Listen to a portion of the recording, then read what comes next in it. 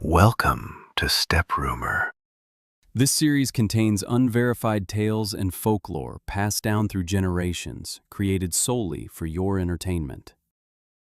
Do you know why Mongolians refrain from gifting goats, camels, or cattle to one another? These animals are classified as cold-muzzled, Kuiten Koshutai. In contrast, horses and sheep are revered as warm-muzzled, Kalun Koshutai, and are overwhelmingly chosen as gifts for weddings, hair-cutting ceremonies, and major celebrations, according to an unwritten cultural law. However, a terrifying and disgraceful event from the past reveals how a curse can be inflicted upon others using a cold-muzzled animal. This event took place in the late 1980s in a rural district, Sum, of Bulgan province. A diminutive man known as Ogtono Curly, Mousy Curly, resided there, though his native land was Kovsgol province. Curly lived a completely isolated existence. He had no siblings, no wife, and no children. For reasons unknown to anyone, he never moved his camp. His only companions in the world were a dilapidated black gur, a single hobbled horse that he rode year-round without rest, and a few black goats that were trained so well they behaved almost like human beings. Having been placed on a disability welfare status, he received a meager stipend from the government. Naturally, this pocket change was insufficient for basic survival. He spent most of his days begging for tobacco from neighbors to pass the time. An eccentric, antisocial soul who drew no one's attention. At that same time, a young man named Mangar Buyana, Crazy Buyana, was rising to prominence in the district after being discharged from the military. Buyana came from a wealthy family and was exceptionally handsome, making his nickname Mangar seem completely mismatched with his physical strength. He had acquired the moniker due to his extreme mischievousness as a child. Raised with absolute privilege as the spoiled son of a rich family, he became the undisputed alpha, Atman, of the district. Practically no one dared to cross him.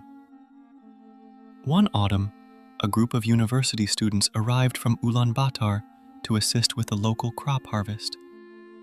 Buyana and his friends immediately targeted them, terrorizing and asserting dominance over the students for 2 consecutive nights. Through sheer intimidation, they forced the students to become their friends. On a particular Sunday, Buyana decided to take a group consisting mostly of female students into the forest for an outing. Spotting a small herd of black goats grazing along the edge of the woods, he ordered his followers to capture one to make a traditional stone-roasted barbecue, budog. Someone in the group hesitantly objected. "Wait, aren't those Ogtono Curly's black goats?" Buyana spat on the ground and dismissed them arrogantly. "So what if they are? That miserable son of a bitch. Just grab the goat." A mature, castrated male goat, Cirque, was immediately seized, slaughtered, and prepped on the spot as rocks were heated over a smoky fire. As the budog finished cooking, the students began partying wildly. For the exhausted youth, the rich autumn goat barbecue was an absolute luxury. Fueled heavily by traditional milk vodka, Shiming Arki, the revelry stretched past midnight. Buyana and his cronies took total advantage of the situation, terrifying and assaulting the screaming girls to satisfy their own twisted desires. Meanwhile, Ogtono Curly sat in his dark home, his face grim and darkened with grief. He was mourning the sudden disappearance of his beloved mature goat. Curly had abstained from eating fresh meat all summer, fasting with the intention of finally preparing a hot meal once the autumn chill set in. Beyond that, he had grown so deeply attached to the animal that he could never bring himself to harm it. Now, his favorite goat was gone. He knew with absolute certainty that the animal was no longer alive, though he had no idea who had stolen it for their pot.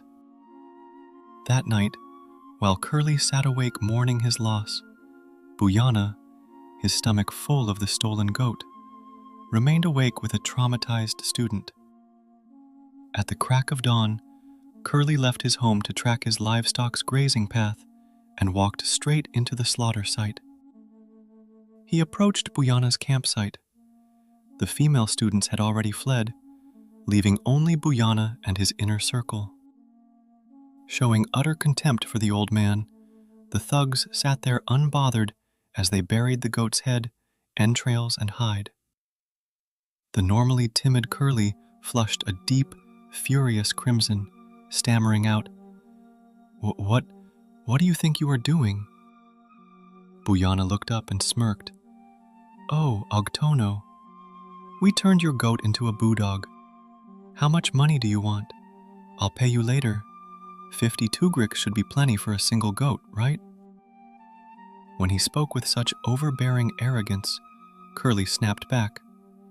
"That goat was worth no less than 90 tugriks, you worthless pieces of trash," turned and walked away. In truth, he was deeply intimidated by Booyana's imposing stature. The old man went straight to the district's resident police representative to report the crime. Someone advised him to submit a formal written complaint, but when he handed it over, the officer responded with disdain, uttering words completely unbecoming of a lawman. "Come on, it's not like you lost a stallion. Why make such a massive fuss over a single goat? Why don't you just take a mature, castrated sheep from Booyana instead? We all live in the same area. There's no need to pursue criminal charges over this." Instead of helping, filing the complaint brought an even worse disaster. The following evening, a heavily intoxicated Booyana arrived at Curly's home with his friends. He threatened him viciously. "You miserable, vagrant beggar. I told you I'd pay for it, and you try to throw me in prison? Listen closely, you little mouse. You clearly don't know that Sandag, the police representative, is a distant relative of my father. From now on, I will slaughter and eat your goats whenever I damn well please." With that, they stormed out. True to his word, the police officer had completely buried the case. Later, Curly gathered his courage and approached Officer Sandag to ask about his complaint. The officer barked, "What complaint? Since when did you become an educated intellectual who writes official petitions?" When Curly replied, "I had someone else write it for me," Sandag drove him out saying, "Well, come back when you can write it yourself. Then you can argue your precious case against someone of his status." Having never attended a single day of school, Ogtono Curly was entirely illiterate. It was only then that he truly realized his complete powerlessness against wealthy, well-connected people. A massive, suffocating hatred settled deep into his chest. He understood that there was no other option left but to take vengeance into his own hands. Weak, disabled, and possessing less strength than an orphaned lamb, Curly could never overpower someone physically. Instead, the ancestral instincts of dark sorcery and cursing embedded deep within his bloodline awoke. To understand how this happened, we must briefly look at Ogtono Curly's lineage. His origins had always been a mystery to the locals, but the truth came to light to a few individuals following these events. In the late 1940s, a young shaman belonging to the famous Dayan Dirk tradition of Kovsgol was fleeing from the Green Hats, agents of the Ministry of Internal Affairs.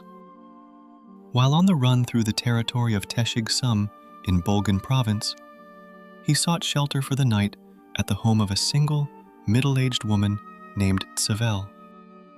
Her home sat at the edge of the forest, neighboring an elderly couple who rarely ever moved from their stove, making it the perfect hiding spot for a fugitive. When the fugitive shaman entered her home with hair grown down to his shoulders, Savel showed no fear whatsoever and cooked him a meal. During the month he took refuge with her, driven by primal male instincts, the shaman approached the woman, and she did not turn him away. Having lived her entire life alone and approaching the age of menopause, it was a miracle when she discovered she was pregnant. The elderly neighbors undoubtedly knew who the woman had engaged with. Soon, her belly grew large, and the time for delivery neared. Just days before the child was born, the shaman spoke to her one last time. "My ancestral spirits, on God, are calling me to ascend to the heavens. I have no right to disobey. Had I remained alive, this child would have been of immense importance. Now, I have no time left to teach or pass down my legacy. Regardless, because this child was conceived while I was hunted and suffering, he will be born with an incredibly dark, volatile psychic gift.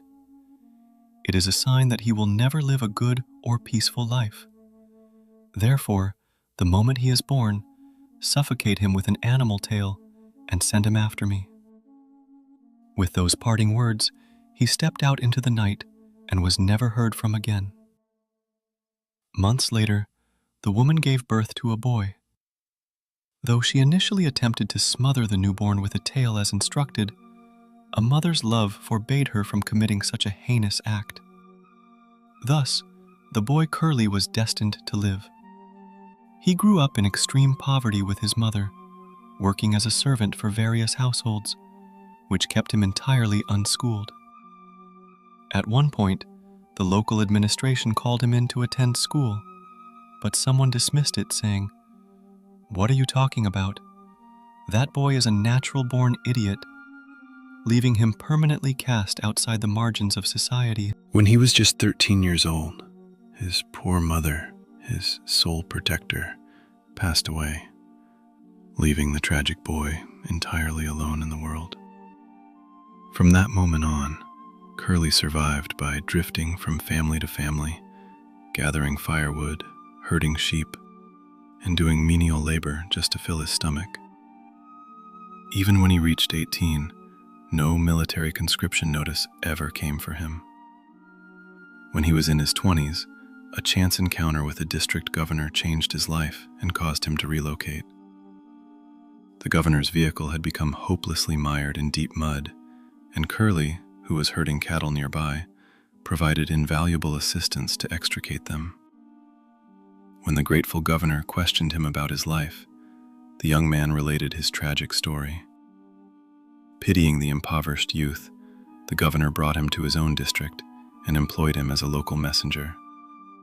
To give him a roof over his head, the administration provided him with a 5-walled gur and 10 goats. Despite the passage of many years, no woman ever took notice of Curly, nor did he ever pursue anyone. Because of his reclusive nature, the locals gave him the nickname Ogtono, Mouse. 30 years rolled by, and the community completely forgot where he had originally come from. By the late 1970s, his failing health forced him onto disability welfare. From that point on, he ceased doing manual labor for others and, like a mouse, rarely ever peeked out from his dark gur. His small herd of goats neither grew nor diminished, remaining just enough to sustain his basic survival. In the winters, he would help families slaughter their winter meat in exchange for entrails, fat, and offal, keeping his pot reasonably provided for. Curly himself had never known he possessed the power to cast curses or perform black magic until he endured this ultimate, humiliating degradation. Brutally insulted by both Officer Sandag and Buyana, Curly began pacing frantically within his home like a cornered rodent. It was during this intense emotional crisis that a dark thought flashed through his mind, and he executed the ritual purely out of primal, hereditary instinct. He brought one of his black goats directly into his gur. As he stared intensely into its eyes, the animal found itself unable to even bleat and stood entirely submissive before him. Without consciously realizing what he was saying, Curly whispered to the animal, "You will go and become the property of Buyana. My father's ancestral spirits will dictate exactly how you shall systematically destroy his household." Astonishingly, the goat let out a single bleat as if in understanding and walked out of the tent. Curly then brought a second goat into the gur. He resolved to give this animal to the police representative, Sandag. The following morning, Curly approached Mangar Buyana and offered the animal. "Please forgive your older brother. Take this goat." Buyana smiled and accepted it. "Thanks, little brother. I'll make sure to give you a fat sheep in return sometime."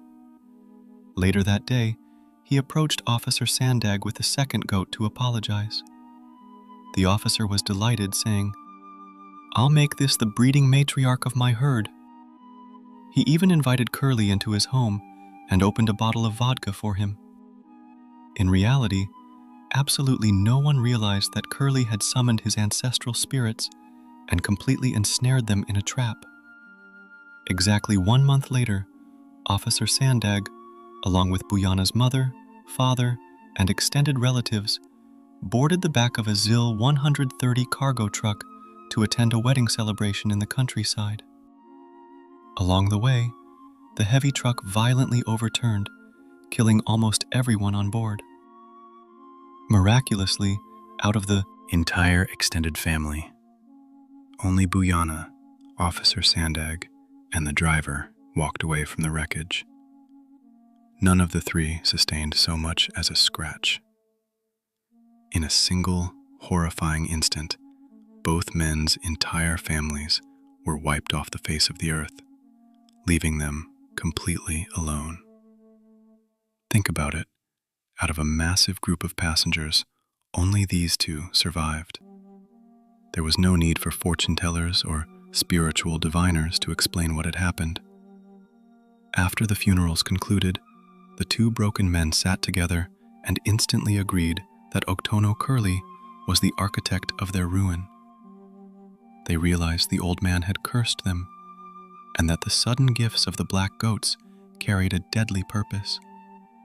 Consuming a couple of bottles of vodka to stoke their remaining courage, they set out toward Curly's tent to take their bloody revenge. They had absolutely nothing left to lose. As they stumbled into Curly's yard, a terrifying spectacle greeted them. The remaining black goats began snarling, charging, and aggressive butting at them exactly like vicious guard dogs. Panic-stricken and trapped, they heard Curly's voice call out from inside the tent, "Stop, let those two enter." Instantly, as if they perfectly understood human speech, the goats ceased their attack and lay down flat on the ground. The two men stepped inside the gur and froze in absolute shock. The fragile, broken Curly from days prior was completely gone. In his place sat a commanding, regal figure. Instead of rushing forward to assault him, the two thugs found themselves completely paralyzed, unable to move a muscle. Curly stared at them in chilling silence for a long moment before asking, "Well, does it feel good to become just like me?" As he glared at them with a terrifying, unblinking intensity, the uninvited guests felt their knees buckle. "Does it feel good?" he demanded loudly. The broken men burst into tears and wept. "It is agonizing." He then revealed the truth of his lineage to them and stated, "My father's spirit and the ancestral gods of the sky are taking me away tonight, but you two are condemned to remain behind in this wretched world. I will not grant you the mercy of death. Now, get out of my sight." He drove them from his home. The following morning, Curly was found dead inside his gur. His remaining black goats vanished without a single trace, never to be seen again. You might wonder what became of Sandag and Buyana. Today, both men live in the capital city of Ulaanbaatar. If you can even call it living, the poor wretches are completely homeless, wandering the streets and sleeping in dark building entrances and corridors. Sandag and Buyana related this entire sequence of events themselves while being interrogated by police for a petty theft case. Their tragic fate stands as a stark, undeniable example of karma, proving just how perilous it is to abuse and terrorize the weak and defenseless.